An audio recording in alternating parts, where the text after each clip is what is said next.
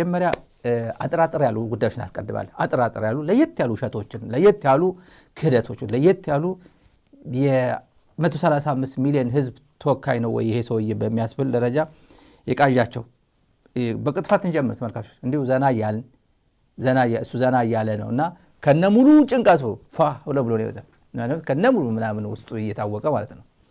ውስጥ እየታወቀ ግን ፊቱ ላይ እንዴት ነበር የአይን ምናምን እንዴት ነበር እንቅስቃሴው ምን ነበር ፊቱ ይናደዳል ወይ ምናምን ኢቭን ዶክተር ደሳለኝ ጫኔ ሲናገር እንደምን ብሎ ታገሰው ፊቱ ላይ የሆነ ነገር ይታያል ግን እንደምን ብሎ ታገሰው እንደዚህ እንትና ፕራክቲስ አድርጎ ያው እንደሚመጣ ታውቃላችሁ።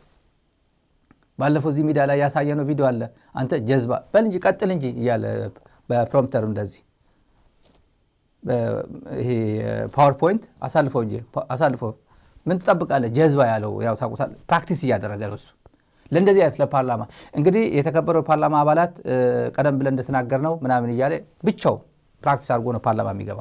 እነዚህም በሙሉ የሰፈር ተረት ፌስቡክ ላይ የምናውቃቸው አንዳንዶቹ ፌስቡክ ላይ የምናውቃቸው ተረቶች አሉ። የጥንቸሏና የዝሆንና ምናምን ፌስቡክ ላይ እናያቸዋለን። አሪፍ የቤድ ታይም ስቶሪ ለህፃናት ለልጆቻችን የምናስተምር ተረት የምንነግራቸው እሱ ነው ቋንቋ ይዞ የመጣው። የዳንኤል ክብረትን ተረት ሰብስብልኝ እና ንግግሮችን እያነበበ ቃል በቃ ተረቶችን ስለማያውቃቸው ቃል በቃ አዋቂ የሆነ ተረት ሳያነብ ነው ተረቱን የሚናገረው ሳያነብ። ይሄን መጀመሪያ የኢትዮጵያ የፖለቲከኛ አይደል ይሄ ሰውዬ ፖለቲከኛ እኮ ነው። ኮሎኔል ቢሆንም ከሚሊተሪ ቢመጣ ፖለቲከኛ ያለ ሰው ፖለቲካ ቦታ ያለ ነው። የኢትዮጵያ የፖለቲካ ነፃነቱ ከፍ ብሏል ብሎ በሱን ጀምር ቀለል አድርገን ጀምረው ኢሃፓ እንኳን ተመዝግበዋል አላት። ኢሃፓ ተመዝግበዋል ኢሰፓ መዘገብከው ወይ አመልክቶ ነበር ፈቀድክለት ወይ የለም።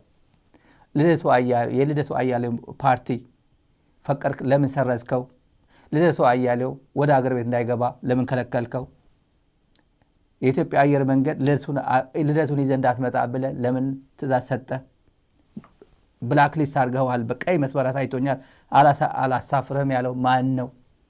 እና ከጫካ ያሉት ይምጡ በፖለቲካ ታሸንፋላችሁ ዲሞክራሲያዊ ምርጫ እናደርጋለን የምትለው ህወሓት የሚባል አላቅም ጻድቃን ነው የፈረመው ጌታቸው ነው የፈረመው እነዚህ ከኔ ጋር ኦልሬዲ ገብቷል የሚለው የማላገጫ ቋንቋዎች የተጠቀምክ እውነት ሀገር እንደ ሀገር ታሳዝናለች። አንደኛው ጓደኛ እየነገርኩት ኢትዮጵያ ግን አታሳዝንም እንዲሁ በፍጹም ማያልፍላት ሀገር ተስፋ የሌላት ሀገር በእነዚህ ሰዎች እየተመራች ነው። በቃ ይገባታል እኮ አለ። ይሄ ኤሊት እንደ ሀገር ነው ይገባታል የሚለው ለኤሊቱ ነው። አብይን አይዞ እያለ የኮተኮተ ያመጣው እያሳደገ ያመጣው እና ከጀርባ ሆኖ ይሄን አጥፋ ትግራይ ብቻ አጥፋልኝ ቲፒኤልኤፍ የሚባል አጥፋልኝ እንጂ እኔ ተኝቼ አድራለሁ ቲፒኤልኤፍ በማጥፋት የምናገኘው ትሩፋት አለ ብሎ ጳጳሱም ሞኖክሴውም ሚዲያ አክቲቪስቱም ፕሮፌሰሩም መሐይሙም በሙሉ ከጎኑ ያሰለፈው ይሄ ይገባዋል ያለው። ከችግር በፍጹም መውጣት ማትችል ሀገር 7-8 ዓመት ሁሉም እየዞረች በሽፍት አገር እያወደመ ይገባዋል አለ። ይሄን ካልን በኋላ የአፍንጫችን ትንሽ ዳሰስ እናደርግና የልማት ጉዳይ ኢትዮጵያ በየቤቱ ልማት እንዲሁ አንድ ሶሻል ሚዲያ ያየው ነበር። ግድንግድ አፍንጫ አመጡና ይሄን በደንብ ማሽተት የሚችል ነው። በሱን ዝም ብሎ እንደ መዝናኛ ነች። እንደከዚህ ቀደሙ ያለ የቁጥር እድገት አይደለም። የኢትዮጵያ የአሁን እድገት ጥሩ አፍንጫ ያለው ሰው በሽታ ያውቀዋል። ያው በሽታ ያውቀዋል። ያው ይሸተታል። በጣም ቪዚብል ነው። ሁሉም ማሽተት የማይችል ጉንፋን ካልያዘው በስተቀር ኢትዮጵያዊ 130 ሚሊዮን ህዝብ እያሸተተው ነው ማለት ነው። ሌላ ለየት ያለ እንደ ቀልድ አይደለም ግን እንደ ሀገር ምን አይነት ወራዳ ሰውዬ እንደ ሀገር ምን አይነት ሰው እንደሆነ የሚያሳየው ደግሞ ከኤርትራ ጋር ለምንድን ነው የተጣላ ነው? በፕሪቶሪያ ምክንያት ነው የተጣላ ነው። አዛውንቱ ጌታቸው ጋር እነጌታቸው የትግራዩ ዳንኤል ክብረት እነጌታቸው ረዳ የሚያስተጋቡት ነው። ፕሪቶሪያ እኮ የተጣላ ነው እኮ ከፋኖ ጋር የተጣላ ነው እኮ ከአማራ ጋር የተጣላ ነው እኮ ፕሪቶሪያ ለምን ቆመ ብለው እኮ ነው። ከኤርትራ የተጣላ ነው እኮ ለምን አንጨርሰው ለምን መቀለ አንገባም ብለው እኮ ነው። እቺን ቋንቋ መጥቶ ተደግባል። ፋርሴ ውላዎቹ እነዚህ የትግራይ ፋርሴ ውላዎቹ የትግራይ ዳንኤል ክብረት ጌታቸው ረዳ የሚናገራቸው በሙሉ ልቅምቅም አድርጎ ፓርላማ ላይ ይዞ መጣ። ለምን አንጨርስ ለምን መቀለ አንገባም አሉኝ። የሀገር ጠቅላይ ሚኒስትር እኮ ነው። ትላንት ኤርትራ የለችም እኮ ትግራይ እኮ ገቡ እያሉ ነው። ዩኒፎርም እኮ ነው የሰጡን፣ ዩኒፎርም አልብሰው ነው ያስገቡን ስለነበረ አሁን ለምን እስከ መጨረሻ ለምን አንሄድም አሉኝ። ዱቄት አድርገናቸዋል ስለነበረ ሰውዬ እንስማ። ለምንድን ነው ከኤርትራ ጋር የተጀመረው ጉዳይ ፈርለቆ የወጣው ያላችሁ እንደሆነ ፕሪቶሪያ ነው። በወደቡም ስለምን ነበር፣ በልማቱም ስለምን ነበር፣ ስንለማመጥ ነበር፣ በጣም ስንለምን ነበር። ከዛ ነገ ይሆናል ብለን ግን ፕሪቶሪያ ስንፈራረም ትክክል አይደለም፣ ለምን ይቆማል? ቲፒኤልኤፍም ትግራይም ተጠቅልለው ካልጠፉ ቀጠናው ሰላም አያገኝም። እኛ እኮ ህዝባችን ናቸው፣ ልብ ከገዙ እንዲጠፉ አንፈልግም። እንዲጠፉ አንፈልግም። ዱቄት ናቸው ያለበት ጊዜ እንርሳ። ወደ ኋላ ረሶታል እኮ ሾርት ሜሞሪ ነው የኢትዮጵያ ህዝብ፣ እኔን ጨምሮ ማለት ነው። እናጥፋው፣ ቲፒኤልኤፍ እናጥፋ፣ የትግራይ ህዝብ እናጥፋ። አይ የትግራይ ህዝብማ ወንድማችን እኮ ነው፣ ህዝባችን እኮ ነው። ቲፒኤልኤፍማ መጥፋት የለበትም፣ የኛ እኮ ነው፣ የኛ ፓርቲ እኮ ነው። እና በዛ በቃ ተኳረፍን። የምንላቀቅ ይመስላል እና አቆምን። በዚህ በኩል ማስቀጠል ሲያቅታቸው በዚያ በኩል ጀመሩ። አሁን ዋና ጉዳይ ጭቅጭቅ ውስጥ ግቡ ነው፣ ሳትዋጉ አትቀመጡ ነው። የኛ መልእክት ለኤርትራ መንግስት፣ ኤርትራውያን ወንድሞቻችን ናቸው፣ ከነሱ ጋር ውጊያ አንፈልግም። ለኤርትራ መንግስት ያለ መልእክት አንደኛ ጥይት አስተላላፊ አትሆኑ፣ ሀገር ሁኑ። ይሄን መለስበታለን በሰፊው ነው። ይሄ በሰፊው ነው መልእክት። የመልእክት እቺ ቀንጨብ አድርገን ሌላ ትንሽ ከጥያቄዎች ደግሞ አንድ ከጥያቄ የዚህው አንድ ነገር ተናግረናል። ከጥያቄ ደግሞ ሁለት የሰማይና ምድር አይነት ጥያቄ ደግሞ እናስቀጥል። አንደኛው ፋርሴቡላ ነው። የፓርላማ ፋርሴቡላ ምን ነው ጦርነቱ ዘገየ፣ አደብ አስገዙልን እንጂ ቶሎ ጀምሩልን እንጂ የሚለው የፓርላማ ፋርሴቡላ እዚህ ጋር አዛውንቶቹ የሚመራው የህወሓት ቡድን እና አንጃው ከጦርነቱ አዙሪት ውስጥ ላለመውጣት ባላቸው ፍላጎት በሌሎች ክልሎችም ያሉ ጽንፈኛ ቡድኖችን ጭምር በመጠቀምና ከኢትዮጵያ ቋሚ ጠላቶች ጋር በማበር የትግራይን ህዝብ ዳግም ወደ ስቃይ ለማስገባት በየቀኑ የጦርነት ድግስ ሲያወጁ ይስተዋላል። ክቡር ጠቅላይ ሚኒስትር፣ ይህንን ህገወጥ ጦር ሰባቂ ቡድን አደብ ለማስገዛትና ግዛዊ አስተዳደሩን በማገዝ ክልሉ ሰላማዊ እንዲሆን ምን እየተሰራ ይገኛል? በተጨማሪም አንዳንድ መረጃዎች እንደሚጠቁሙት የህወሓቱ የአዛውንቶች ቡድን ከሻዕቢያ ኃይሎች ጋር ግንባር ፈጥረው ለጥፋት እየተንቀሳቀሱ መሆኑ ይሰማል። በመሆኑም ሉዓላዊነታችንን የሚዳፈር የሻዕቢያ እንቅስቃሴ ለመክታት እየተሰሩ ያሉ ስራዎችና በአጠቃላይ አሁናዊ የትግራይ ክልል የሰላም የጸጥታና የፖለቲካ ሁኔታ በምን ደረጃ ላይ እንደሚገኝ ማብራሪያ ቢሰጡ። ቶሎ እንዴት ነው መቼ ነው የምትጀምሩት? ጦርነቱ ነው እዚህ ጋር ያለው። ቶሎ የአዛውንቶች የህወሓቱ የአዛውንቶች ቡድን ከሻዕቢያ ጋር ከጥንታዊ ታሪካዊ ጠላቶች ጋር ሻዕቢያ ነው የጥንታዊ የሚባለው ጊዜ ሲጫው ያው ወደ ጤናማ ጥያቄ እንሂድ። ጤናማ ጥያቄ፣ በጣም ጥሩ ጥያቄ። ወደዛ እንሂድ። መጀመሪያ መንግስት ጉዳዩን የመራበት መንገድ ግን 10 ድስት ጥዶ አንዱንም ሳያማስል እንደሚያሳርረው አይነት ነው። መጀመሪያ ከኤርትራ ጋር ሰላም ተፈጠረ፣ የወደብ መጠቀም ውስጥ እንገባለን ተብሎ መንገዶችን ወደ ማደስ ተጀምሮ ነበር። እሱ በምናውቀው መንገድ ተቋረጠ። ከዛ ከሶማሊላንድ ጋር ውል ተፈጸመ።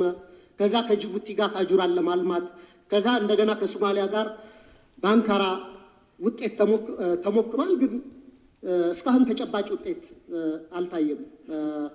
ትላንት ይመስለኛል እንዲሁም የታጁራን ወደብ ሳውዲ በረዥም ጊዜ የሊዝ ውል እንደወሰደችው እየሰማን ነው። ከኛ በኋላ መጥቶ ይመስለኛል። አሁንም ደግሞ ከኤርትራ ጋር በጦርነት ዋዜማ ላይ የምንገኝ ይመስለኛል። በሁለቱ ሀገራት በኩል የተሟላ የጦርነት ዝግጅት እየተደረገ እንደሆነ በዓለም አቀፉ ማህበረሰብ ዘንድ በሰፊው ተዘግቷል። የፌዴራል መንግስቱ ከትግራይ ኃይሎች ጋርም ከፍተኛ መካረር ውስጥ እንደገባ ግልጽ ነው። ክቡር ጠቅላይ ሚኒስትር፣ ሁላችንም ካለፈው ጥፋቶቻችን ለምን አንማርም? እንደ ሀገር ስንት ትውልድ በጦርነት እየበላን እንቀጥላለን? ከትግራይ ኃይሎች ከፋኖና ከወረና ቢሉስማ ኦሮሞ ጋር መንግስቱ የገባበትን ሁኔታ በአርቆ አስተዋይነትና በድርድር እንዲፈታ። ይሄ ከአንድ ፓርላማ አባል የሚጠበቅ ይሄ ነው። ክርስቲያን እስር ቤት ነው ያለው። እነ ደሳለኝ ጫኔ በትግራይ ጦርነት እንደዚህ አይነት ድምጽ ቢያሰሙ ኖሮ ትግራይ በምትወረርበት ጊዜ ወንድማቸው የትግራይ ህዝብ ግፍ በሚፈጸምበት ጊዜ በወራሪዎች ሲወረር ጊዜ ፍትሃዊ የሆነ ጥያቄዎች እንደዚህ አይነት ቢጠይቁ ጥሩ ነበር። አሁን አንድ ለናቱ የዶክተር ደሳለኝ ድምጽ ይመስለኛል በፓርላማ ያለው ተስፋ ያለው እድሜ ይስጠው። የዶክተር ደሳለኝ ኮንስቲትዩንሲ አንድ ሰው እሱን መርጦ ፓርላማ ላይ እስከዛሬ ያው ታስሮ ነበር። ያው አይነ ብዙ ችግር ውስጥ እንዳለ ይገባናል። ያው ጥያቄዎቹ በሙሉ በደንብ አድርጎ ታይቶ ምናምን ነው ፓርላማ አስቦበት ተረት ብዙ ተረት ለዚህ የሚመጥን ተረት ይዞ ነው የመጣው አብይ። ጥያቄው ተሰጥቶት ለዚህ ተዘጋጅቶ ይሄን እንዴት ብዬ ሪዲኩል አድርገው እንዴት ብዬ ላሳጣው እንዴት ብዬ ልስደበው ምን አይነት ቋንቋ ልጠቀም ምን አይነት መልስ ልስጠው ከተለያየ ነገር አሰባስቦ ከዛ ያነበበ ተረት እያነበበ መልስ ይሰጣል። እንደ ማንም የሚባል ፈላስፋው ብሎ አብይ ያው የሱ ፋርሲ ብላ ፈላስፋው ያለ ቦስተን ሄዶ ከሚስቱ እህት ጋር ተኝቶ የተባረረ እሱ ነው። እኔ ተረት አንብቦ ዩቲዩብ ላይ የሚመጣው እኔ ሳየው ይሄን አንደኛው ቀፍጠን ያለ ጉዳይ ያው ለተመልካቹ እናርገውና ጥያቄው ገና መልስ አለው። ለዚህ ሁሉ የ1 ሚሊዮን ጉዳይ የትግራይ ህዝብ ደግሞ 1 ሚሊዮን አይደለም የሞተው አለ 1 ሚሊዮን። ለዚህ ምንድነው ይመስለኛል ዶክተር ደብረጽዮን ገብረሚካኤል አንድ ሚዲያ ላይ ሄዶ የ1 ሚሊዮን ነው ይላሉ እንደዚህ ነው ገና የትግራይ ጉዳት ኦዲት አልተደረገም። ደብረጽዮን ለምን በማያውቀው ቋንቋ ወይም በማይችለው ቋንቋ ተናገረ የራሱ ጉዳይ ነው። ኢሰላቢሊቲ በሚመልከው ቋንቋ በደንብ አድርጎ በደንብ በፕራክቲስ በደንብ በሚናገሩ ቋንቋ ቢገልጽ መልካም ነበር። 1 ሚሊዮን ገና የትግራይ ነገር ኦዲት አልተደረገም። ምዕራብ ትግራይ ስንት ሰው እንዳለቀ አይታወቅም። ዘኢኮኖሚ ሰሞኑ ያወጣዋል ምንም የሚታወቅ ነገር የለም። ጨለማ ነው። ጋዜጠኛ አይገባም፣ ዩኤን አይገባም። ምዕራብ ትግራይ ያለ ትግራዋይ ተከዘ ተሳግሮ ወደ ሁመራ ወደ ሸራሮ አይመጣም። ግድያ ሞት ነው የሚጠብቀው ወይ እስራት ነው የሚጠብቀው። ወደ ጎንደር መሄድ አይችልም። ካፕቲቪቲ ውስጥ ነው ያለው፣ ባርነት እስር ቤት ውስጥ ነው ያለው። ዘኢኮኖሚስት ባለፈው ሳምንት ያቀረበው ነው። ደመቀ ዘውዱ የሚያስተዳድረው ጌታቸው ረዳ የትግራዩ ዳንኤል ክብረት የሄደበት አካባቢ ስንት ሰው እንዳለቀ የሚታወቅ ነገር የለም። የዶክተር ደብረጽዮን ንግግር ቆርጦ እነሱም እኮ እንደዚህ ስንት እንዳለቀ እንደዚህ 1 ሚሊዮን አለቀ ብለው ጀምረውት ከዛ 1 ሚሊዮን መቼ ማንቆጠረው አሉ እኮ ይላል። አንድ ጉዳይ አለ። ይሄን እናስቀጥላለን። ለማንኛውም ተመልካቾች ኢትዮጵያ በሁለት እግሯ መቆም የተፈናቃይ ቁጥር በከፍተኛ ደረጃ እየቀነሰ ይገኛል። የሚረዳ ሰው እየቀነሰ ይገኛል። አሁን ባለኝ መረጃ አብዛኛው ክልል ማወጅ ይፈልጋል። ችግር ያለብን በትግራይ ክልል 400 አካባቢ ተፈናቃዮች ይኖራሉ። እነሱ መመለስ አለባቸው ወደ ቦታቸው። በአማራ ክልልም ውስን ተፈናቃይ አለ፣ መመለስ አለበት ወደ ክልሉ። ሌላም ቦታ በውስን ቁጥር አለ። አሁን ተፈናቃይ ቁጥር ማሳደግ ትዝ ይላችሁ ከሆነ በትግራይ ጦርነት 1 ሚሊዮን ሰው አለቀ ብለው የትግራይ አካባቢ ሰዎች ነገሩንና እኛ ዝም አልናቸው። ያን የሚያክል ሰው ሊሞት እንደማይችል ስለምናውቅ አሁን ደግሞ ራሳቸው ማን የቆጠረው አሉ። ውሸት ነው እኮ አሉ ራሳቸው ናቸው። አሁን ደግሞ ተፈናቃይ ልጅ ማጋነን አለ። ማጋነን ዋጋ የለውም። ያለውን ቁጥር አውቆ ወደ ቦታው መመለስ ግን ጠቃሚ ይሆናል። እዚህ ላይ ጠቅላይ ሚኒስትሩ የሚናገረው አንደኛ ጥሩ ነገር እየተናገረ በትግራይ ጦርነት አለ። በሰሜኑ የኢትዮጵያ ሀገራችን ጦርነት ይሉ ነበር። በትግራይ ጦርነት አለ እሱ የትግራይ ጦርነት ብለው የሚሳቀቁ ሰዎች አሉ። ነገ ጧት ይደግማል የኢትዮጵያ ቴሌቪዥን። አብይም ይደግማል ነገ ጧት በሰሜኑ የኢትዮጵያ ጦርነት ይላል። በትግራይ ጦርነት አለ 1 ሚሊዮን ሞተ ይላሉ። ኦኬ ንገረን እስቲ ጠቅላይ ሚኒስትሩ ትግራይ ስንት ነው ገድሎ የወጣው? የኢትዮጵያ የኦህዴድ ሰራዊት ስንት ሰው ገድሎ ወጣ? የኤርትራ ሰራዊት ስንት ሰው ገድሎ ወጣ? የአማራ ኃይል አሁን ምዕራብ ትግራይ ስንት ሰው እየገደለ ነው? ስንት ገደለ? ሶፋር 5 ዓመት እስከ ዛሬ ስንት ገደላችሁ? ፋኖ ስንት ገደለ? ልዩ ኃይሉ ስንት ገደለ? አድማ በታኝ የሚባለው ስንት ገደለ? የአማራ ሚሊሻ ስንት ገደለ? ድሮን ስንት ገደለ? መከላከያው ሙሉ ስንት ገደለ? የኦሮሚያ ልዩ ኃይል የቤንሻንጉል ልዩ ኃይል ስንት ገደለ? ንገሩና ዳታ ካላችሁ ንገሩን። ሰው አልገደለም መከላከያ፣ አንድ ሰው አልገደለም መከላከያ። ሸራሮ፣ አዳገራይ፣ አድራሮ፣ ሽረ፣ ሰለክለካ፣ አክሱም በሚልበት ጊዜ ማለት ነው መከላከያ አንድ ሰው አልገደለም እያለ 1 ሚሊዮን የትግራይ ህዝብ ፈጅቷል። እኔ አጠናሁት አይደለም። ቤልጅየም ጌንት ዩኒቨርሲቲ አጥንቶታል። በሆነ ጊዜ ሪፖርት አለው። እኔ እንኳን ትዝ የሚለኝ ሪፖርት አለ።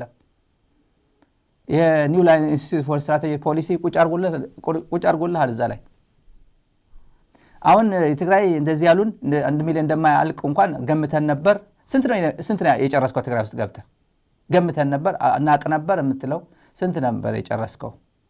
ጌታቸው ላይ ነገረ፣ ጻድቃን ላይ ነገረ፣ የአእምሮ ዘገምተኛ ፕሪቶሪያ ፈረመ ያልከው ሰውዬ ነው ነገረ።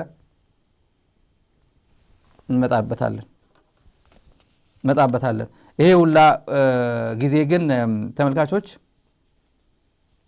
በተለይ ጊዜ ምንድን ነው?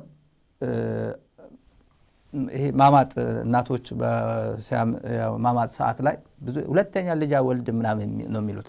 ከዛ 12 ልጆች ነው የሚፈለፍሉት የታደሉ 11 ልጆች 12 ልጆች እናቶቻችን ብዙ ከ8 7 ይወልዳሉ። አንደኛ ልጅ ሲወልዱ ግን ተቸግረው፣ ሁለተኛ ሲወልዱም ተቸግረው ከዛ ሲያዩት ያው ያጓጓል ልጅና እንደገና ይቀጥላሉ። በችግር ጊዜ የሚለው የአብይ ጊዜ ግን አስታውስ ወደ ኋላ ኤርትራን አሁን እኛ በየዓመቱ ኤርትራን የሚያክል ህዝብ እንወልዳለን ብሎ ኤርትራ ምን አይነት ሀገር ነው? ህገ መንግስት የለው፣ ስርዓት የለው፣ ሰው እየተሰደደ ያለቀ ምናምን እያለ እኔና እሱ ስንደመር እያለ ቡና ቁርስ እያቀረበ ይህን ሁላ ሲያደርግ የነበረ የመንደር ቀጣፊ የትግራይ ህዝብ 1 ሚሊዮን ህዝብ ከፈጀ በኋላ አላምን ብሎ አልበቃ ብሎት ሌላ 1 ሚሊዮን 2 ሚሊዮን ነውና እሱ ጨርሼ እጠቀልለዋለሁ ብሎ የሚያስብ እኔ እንደዚህ አይነት ምን አይነት ፓርቲ ነው? ኦህዴድ ነው የምለው። የምን አይነት ስብስብ ነው? ኦህዴድ ነው የምለው። በምን ጊዜ ስልጣን የያዘ መንግስት ነው እላለሁ። 8 ዓመት ሙሉ ስለ ጦርነት እንጂ ሌላ ነገር ማሰብ የማይችል አሽተው ልማት እኮ እየለማው ነው ዝም ብሎ ማሽተት ነው ምናምን የሚለው ይሄ የማይረሳ ጊዜዎች አሉና ተመልካቾች ድሮ ከኤርትራ ጋር ታርቀን ባይሆን ኖሮ ምን ሊፈጠር እንደሚችል መገመት ያስቸግራል። መታረቃችን የግለሰቦች አለመሆኑን መታረቃችን የህዝቦች መሆኑን ከኤርትራ መንግስት በላይ የኤርትራ ህዝብ በተግባር አሳይቶናል። በጣም ነው የምናመሰግነው የኤርትራ ህዝብና መንግስት ስላደረገው ነገር።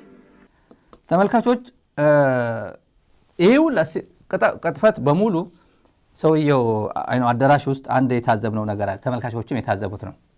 ብዙ ሰው ሲያጨበጭብ ማያጨበጭባል ቁጭ ብሎ ከዚህ በፊት አጠገቡ ያለው ያጨበጭባል፣ ይሄም ቶሎ ያጨበጭባል፣ ሰው ያየኛል በሙሉ። አሁን ግን ፓርላማውን ሪዋይንድ እያደረጋችሁ ታዘቧቸው። እዚህ ያጨበጭባል፣ እዚህ ጋር ዝም ይላል። ትልቅ ለውጥ ነው ይሄ በኢትዮጵያ ፓርላማ ኮሬ ነገኛ የሚባለው ገዳይ ቡድን ባለበት ሀገር እዚህ ጋር ያለው ፓርላሜንታሪያን እዚህ ጋር ያለው ፓርላሜንታሪያን ይሄ ሲያጨበጭብ ይሄ ዝም ብሎ ካየ ለውጥ አለ ማለት ነው። ድፍረት አለ ማለት ነው። it's not of my business ይሄን ጭብጨባ አልደግፈው ማለት ነው። ከዚህ በፊት ግን ሰው አየኝ አላየኝ ብሎ ቶሎ እንደዚህ ያደርጋል። ኢቭን ስክሪፕቶ ይዞ በስክሪፕቶ እንደዚህ ያደርጋል ነበር። ቅጥፈቶቹ ውሸቶቹ ይደረድራል። እመጣበታለሁ። የትግራይ ጉዳይ አለ፣ የፕሪቶሪያ ጉዳይ አለ። እኔ ተናግሬያለሁ ሰሞኑ አይደል ሰምታችኋል። ፋርሴ ብላ በሙሉ እየቆራረጠ ሲወስደው ነበር። ቁረጡት እየቆራረጣችሁ የተለያየ ፕላትፎርም ላይ ለጥፉት። ፋርሴ ብላ ይሄ ነው ስራችሁ። ይሄ የነጣንተን እያደረጉ እየለጣጠፉ መነጋገር አይደለም። እየለጣጠፉ ዝም ብሎ እዚህ ጋር እኔ የተናገርኩት የሆነ እንግዳ እያደረጉ እንግዳ ምናምን እሱ ተውት። ትክክለኛ ሲሪየስ ጉዳይ ስናገር እዚህ ሜዳ ላይ ውሰዷት። ሲሪየስ እልም ያለ ሲሪየስ ነገር ስናገር ትግራይ አስደንጋጭ አንድ አጀንዳ ይዞ እየመጣ ነው። ወድ ወረዳ አይደለም ይዞ እየመጣ ያለው ቲፒኤልኤፍ ነው ይዞ እየመጣ ያለው። የትግራይ ህዝብን ከጫፍ እስከ ጫፍ አንድ የሚያደርግ አጀንዳ ይዞ እየመጣ ነው። አንድ ትልቅ የትግራይ ጉዳይ ይዞ እየመጣ ነው። እኔ ጥንቅቅ ያለ መረጃ ነው የምነግራችሁ። አሁን ዛሬ እምቡር ስለ የነበረው የዚህ ውጤት ነው ነግራችኋለሁ። ስለዚህ ጉዳይ ለማንኛውም ግን አንድ እንደ ሽግግር ወደ ይሄ መግቢያ ሶፋሪ ያያችሁት እንደ መግቢያ ነው፣ እንደ መሸጋገሪያ ግን ዛሬ እንዴት ነው የውሸቶቹ ውሸት እና ይህን ሁላ ፓርላማ ላይ የነበረው 4 ሰዓት ከምናምን የፈጀ ፓርላማ ጉዳይ በዚህ ነው የሚጠቃለለው። በዚህ እኔ ሴክተር ውስጥ ትንሽ ስለማቅ መቼ ኢትዮጵያ አይዋለው ብዬ ከምቀናበት ነገር አንዱ ይሄ የተከማቸ ዳመና በተመረጠ ሁኔታ ማዝነብ መቻል ነበር። ይሄ ምስራች ነው። ኢትዮጵያ ይህንን ካፓሲቲ መስታ ባለፉት ሳምንታት በሰሜን ሸዋ በጎጃም ያያችሁት ዝናብ የተፈጥሮ ሳይሆን እኛ ያዘነብነው ነው። ሰሜን ሸዋ ባለፉት 2-3 ቀናት ዝናብ ካያችሁ እኛ ያዘነብነው ነው። ብራቮ። ይሄ ነበር የዛሬው ውላ በአጠቃላይ ይሄ ነው። እሱ ያዘነበው ዝናብ ነው። ዛሬ በሙሉ ስቆራርጥ የነበረው እሱ ያዘነበው ዝናብ። እኛ አሰብ እንገባለን የሚናገር ፈሪ ነው። አታደርገውም ነው። ትግራይ ከትግራይ ጋር ውጊያ አልፈልግም የሚለው ነገርም አለው። አንድ መረጃ አለ። መጀመሪያ መረጃ ወደ እናንተ ላስተላልፍ። ወደሚቀጥለው ወደ ትልቁ የዛሬ ፕሮግራማችን ከመሄዳችን በፊት የአብይ ንግግር ምን ያሳያል? አጠቃላይ የነበረው ብዙ ሰው እንደየራሱ አንደርስታንዲንግ ሌቨሉ ኢንተርፕሬት ሊያደርገው ይችላል፣ ተተነትነውም ይችላል። ሰሞኑ ስብሰባ ነበረው አብይ አህመድ። ማረጋገጥ ይችላላችሁ አጠገቡ ያላችሁ ሰዎችም ምናምን ጠያይቃችሁ እና የተሰበሰበው 100% ከኦሮሞ ተወላጆች የኦሮሞ ኤሊት ናቸው የሚባሉ ቢዝነስ ሴክተር ውስጥ ያሉ ፖለቲካል እነዚህ አያቶላ የሚባሉ የቀድሞ የኦህዴድ አመራሮች አክቲቭ አመራሮችም ጭምር የእነዚህ ኮምፖዚሽን ባለበት ስብሰባ ተሰብስቦ እንፈልግሃለን ብለውት አግኝተውት ነበር። ሁኔታ ጥሩ አይደለም። አሁን እየሄድንበት ያለ መንገድ ጥሩ አይደለም። አደጋ ውስጥ ነው ያለ ነው። ከሁሉም ጋር እየተዋጋህ ነው። አሁንም ሌላ ውጊያ እየመጣ ይመስላል። ከትግራይ ጋር ያለው ጉዳይም በጣም ጠርዝ ደርሷል። ማክሲማል ነገር እየደረሰ ነው። ከኤርትራ ነገርም ኦልሬዲ ወደ ጦርነት እየሄድን ነው። የአማራ ጉዳይ አለ፣ ኦሮሚያ ጉዳይ አለ፣ በጣም ብዙ የኑሮ ውድነት ጉዳይ አለ። የህዝቡ ሮሮ እንዲሁ ሊፈነዳ ከባድ ችግር ውስጥ አለን እና እንደዚህ ያሉት አብይ ምን አላቸው ነው ጥያቄው። አብይ ምን አላቸው? ኦነግና ፋኖ ተዋቸው፣ ኦነግና ፋኖ ተዋቸው፣ የትም አይደርሱም። የሚያስቸግረኝ የትግራይ ኃይል ነው። ጦርነቱ ከጀመረው ማቆሚያ የለውም። ማግኔት ነው፣ ትግራይ ማግኔት ነው ብሎታል። ጆኬር ነው ብሎታል። እኔ አላቅም ምን እንደሆነ። ጆኬር ከሁሉም ጋር የሚገባ ነው፣ ከሁሉም ጋር የሚስማማ ነው። እኔ ካርታ ስለማላቅ ነው። ካርታ አላቅም፣ ግን ከሁሉም ጋር የሚስማማ ለሁሉም እሺ የሚል አይሜን ሁሉንም ሁሉም ጋር መሰካት የሚችል ይመስለኛል። ከሁሉም ጋር ማበር የሚችል ተስማሚ ምናምን ይመስለኛል ሳስበው። ጆኬር አላቅም፣ እኔ የካርታ ጌም አላቅም። ግን ያላቸው ቋንቋ የትግራይ ኃይል ጆከር ነው ብሎታል። የሚያስቸግረኝ የትግራይ ኃይል ነው። ጦርነቱ ከጀመረው ማቆሚያ ሊኖር አይችልም። አግዙኝ ብሏቸዋል። በምንድን ነው የሚያግዙት? የትግራይ ጀነራሎችን አግባቡልኝ። የትግራይ ጀነራሎች አዲስ አበባ ባለው ሀብታቸው፣ አዲስ አበባ ባለው ህንጻቸው እና በግል የምታቋቸው ጭምር አፕሮች እያደረጋችሁ እነሱን አግባቡልኝ። የምታቋቸው እነሱን አግባቡልኝ።